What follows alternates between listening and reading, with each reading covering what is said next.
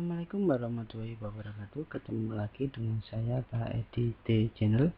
Kali ini saya akan membahas tentang mata pelajaran prakarya dan kewirausahaan bab 2, kewirausahaan produk teknologi dan logistik. Mata pelajaran ini biasanya disingkat dengan PKWU untuk kelas 10, kurikulum 2013, revisi 2017 untuk tingkat SMA, SMA, SMK, dan MAK. Ini adalah produk rekayasa prakarya untuk aspek rekayasa ala Pak Edi D Channel. Nah, pada bab 2 ini kita akan membahas tentang perencanaan usaha produk teknologi transportasi dan logistik, di mana kita akan mempelajari beberapa pengertian. Di antaranya adalah pengertian transportasi. Apa itu transportasi?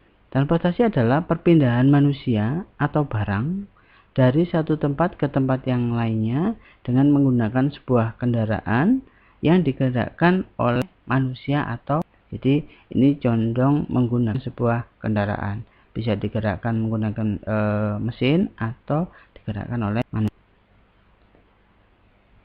Yang berikutnya adalah tujuan dari transportasi. Tujuan dari transportasi ini adalah untuk memudahkan manusia dalam melakukan aktivitas sehari-hari. Jadi ini biar lebih mudah, lebih efisien, bahkan lebih cepat, serta lebih murah. Nah, secara umum transportasi ini dibagi menjadi ada transportasi darat, contohnya mungkin semuanya sudah tahu, ada sepeda, mobil, motor, bus, kereta, pesawat, dan lain-lain. Mohon maaf. Transportasi laut ada contohnya adalah perahu, kapal feri, boat, ya. Sedangkan transportasi udara ada pesawat, helikopter, para layang, mungkin berkembang ada drone, kayak gitu ya. Ke depan mungkin bisa akan menjadi sebuah mode transportasi modern. Selain pembagian transportasi di atas tadi, ternyata transportasi juga berdasarkan masa atau waktunya dibagi lagi. Ada lagi yang disebut dengan transportasi tradisional. Nah, contohnya adalah becak, gerobak, delman. Mungkin secara umum transportasi tradisional ini tidak menggunakan mesin ya, condong ke arah mungkin masih berupa tenaga manusia atau tenaga hewan.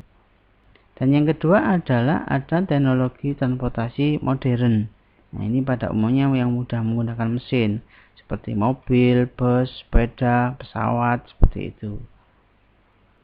Selain berdasarkan masa atau waktunya, transportasi juga dibedakan lagi berdasarkan jumlah penggunanya, pemakainya. Nah, ini dibedakan antara lain adalah transportasi umum. Nah, contohnya adalah seperti angkutan umum, kereta, pesawat. Nah, kan biasanya daya tampungnya banyak. Dan yang berikutnya adalah transportasi pribadi, biasanya bersifat individu ya untuk perpindahannya ya. Nah, seperti ada contoh ojek, taksi, dan lain-lain. Ini berdasarkan jumlah penggunanya dibagi menjadi transportasi umum dan transportasi pribadi.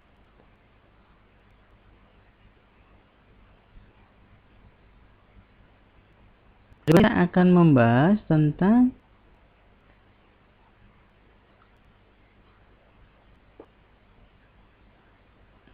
dari logistik. Nah, kita tadi kan mempelajari tentang teknologi transportasi dan logistik. Apa itu logistik?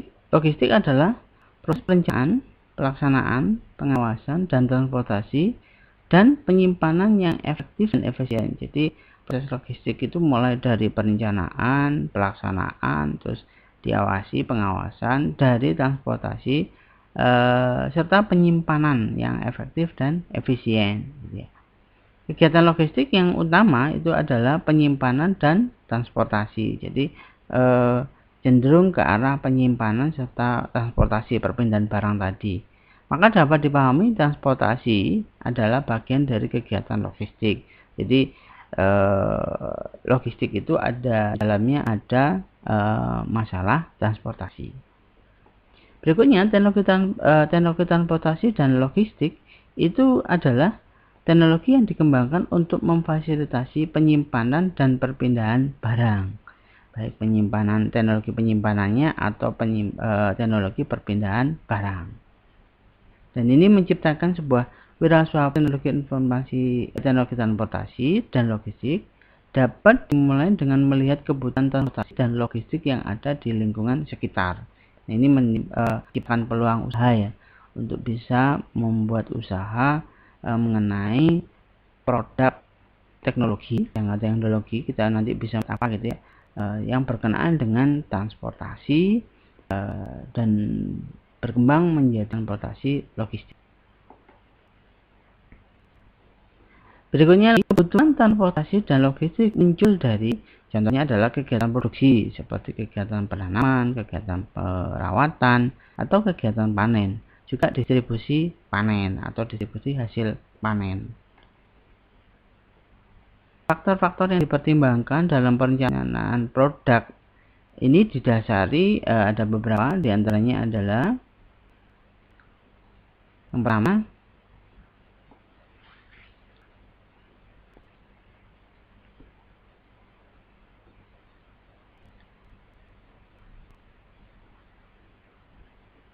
produk.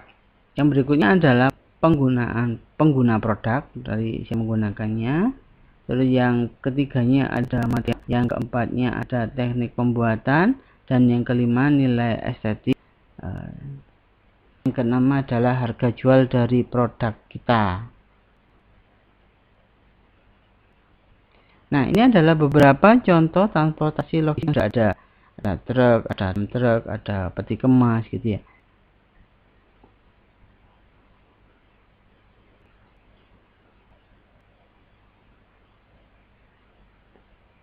Ini ada transportasi logistik lebih besar, ada kemas, mobil, truk, bahkan melalui pesawat. Nah, ini contoh lain dari transportasi logistik. Ini menggunakan kereta api.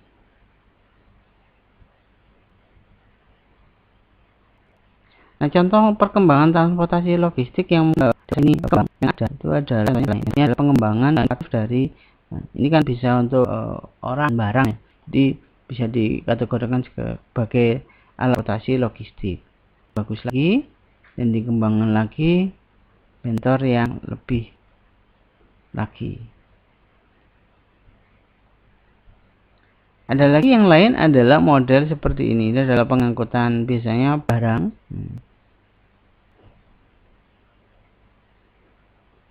Ada beberapa produk-produk kendaraan itu memproduksi kendaraan seperti ini.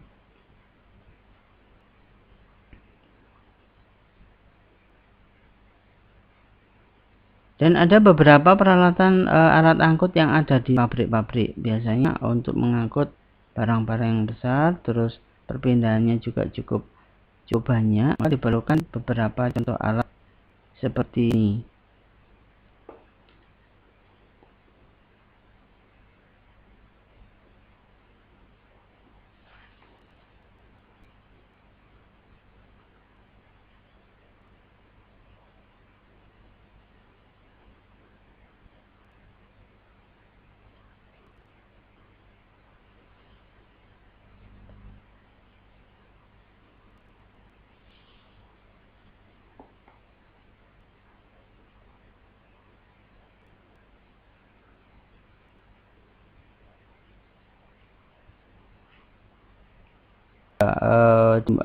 Inovasi sebuah mobil pengangkut di sebuah pabrik.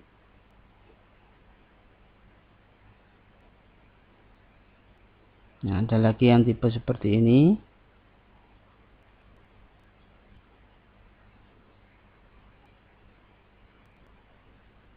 Dan ada lagi dikembangkan lagi alat seperti ini.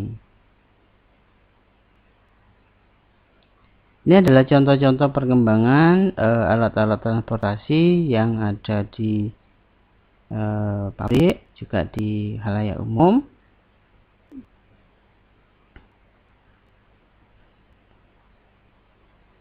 Silakan dicatat, ditulis. sebagai bahan pertimbangan kita dalam merancang sebuah teknologi transportasi ke depannya.